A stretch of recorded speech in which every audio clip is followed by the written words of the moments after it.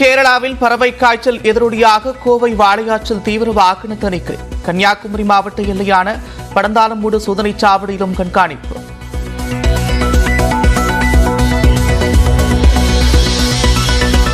மதுரையில் விமர்சையாக நடைபெற்ற மீனாட்சி சுந்தரேஸ்வரர் திருக்கல்யாணம். பல்லாயிரக்கணக்கான பக்தர்கள் திரண்டு கல்யாண வைபவத்தை கண்டுகளித்தனர்.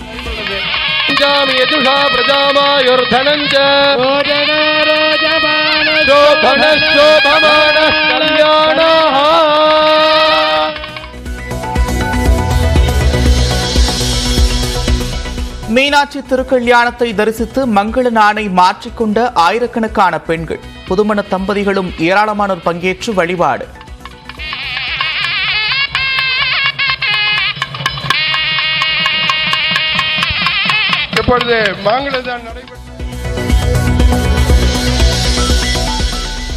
மீனாட்சி திருக்கல்யாணத்தில் பங்கேற்றவர்களுக்கு பிரம்மாண்ட விருது.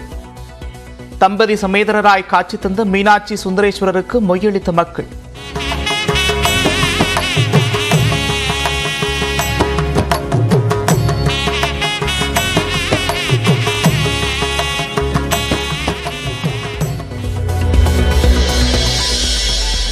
ஒரு கோடியே 90 லட்சம் பேர் வாக்களிக்காதது மத்திய மாநில அரசுகள் மீது மக்கள் நம்பிக்கை இழந்ததை காட்டுகிறது. தேமுதிக பொதுச் செயலாளர் பிரேமலதா விஜயகாந்த் கருத்து.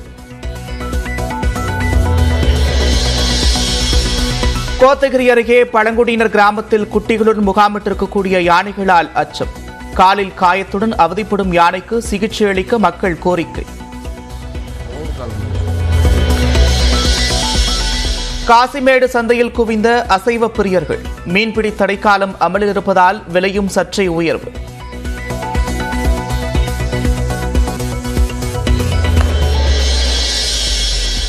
அதிகரிக்கும் கோடை வெயிலால் ஏற்காடு குரும்புப்பட்டி உயிரியல் பூங்காவில் அவதிப்படும் விலங்குகள். வெப்பத்தை தணிக்க தண்ணீரை தெளித்தும் விலங்குகளை பராமரிக்கும் பூங்கா ஊழியர்கள்.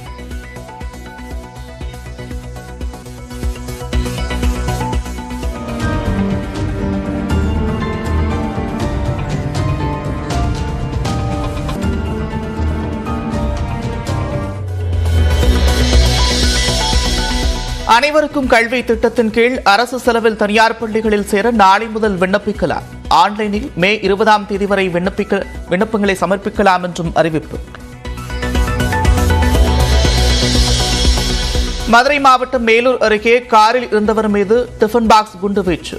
2 காயமடைந்த நிலையில் கீழவளவு காவல் நிலையத்தினர் விசாரணை.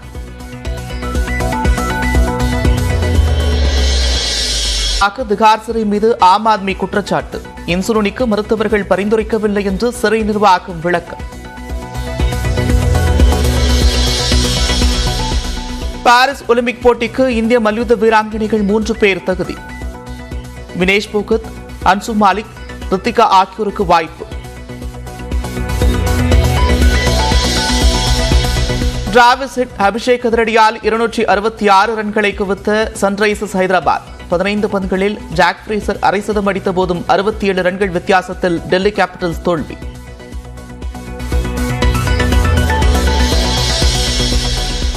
முதல் 6 ஓவர்களில் 125 ரன்கள் குவித்து சாதித்த ஹைதராபாத் அணி ஒரே சீசனில் 3 முறை 250 ரன்களுக்கு மேலடித்து அசத்தல்.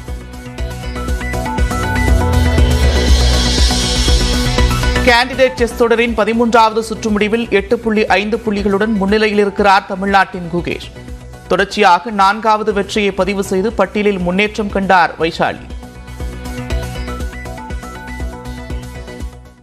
தமிழகத்தின் தலைநகரான சென்னையில் கடந்த மக்களவைத் தேர்தலை விட இந்த முறை 4% வாக்குப்பதிவு குறைந்திருக்கிறது. சென்னையில் சட்டமன்ற தொகுதி வாரியாக பதிவான வாக்குகளை தற்போது பார்க்கலாம்.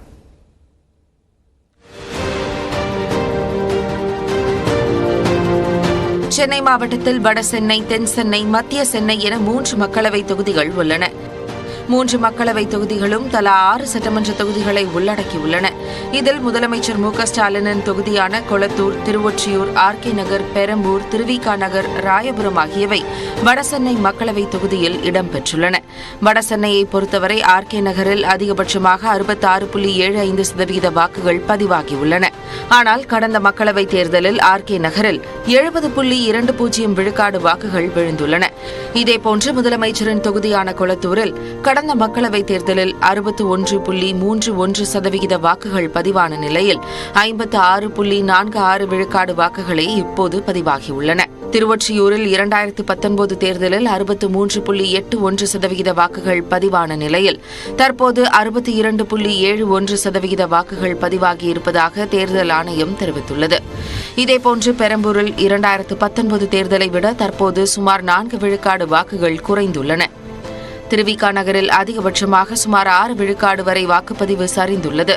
கடந்த மக்களவைத் தேர்தலில் 61.72% வாக்குகள் பதிவான நிலையில் தற்போது 55.97 விழுக்காடு வாக்குகள் பதிவாகியிருப்பதாக அறிவிக்கப்பட்டுள்ளது. ராயபுரத்தை பொறுத்தவரை கடந்த 2019ஆம் ஆண்டு 62.33% வாக்குகள் பதிவான நிலையில் தற்போது 57 விழுக்காடாக சரிந்துள்ளது. தென்சென்னையை பொறுத்தவரை ஆறுதலுக்கு ஒரு சட்டமன்ற தொகுதியில் மட்டும் கடந்த மக்களவைத் தேர்தலை விட சற்றே வாக்குப்பதிவு உயர்ந்துள்ளது.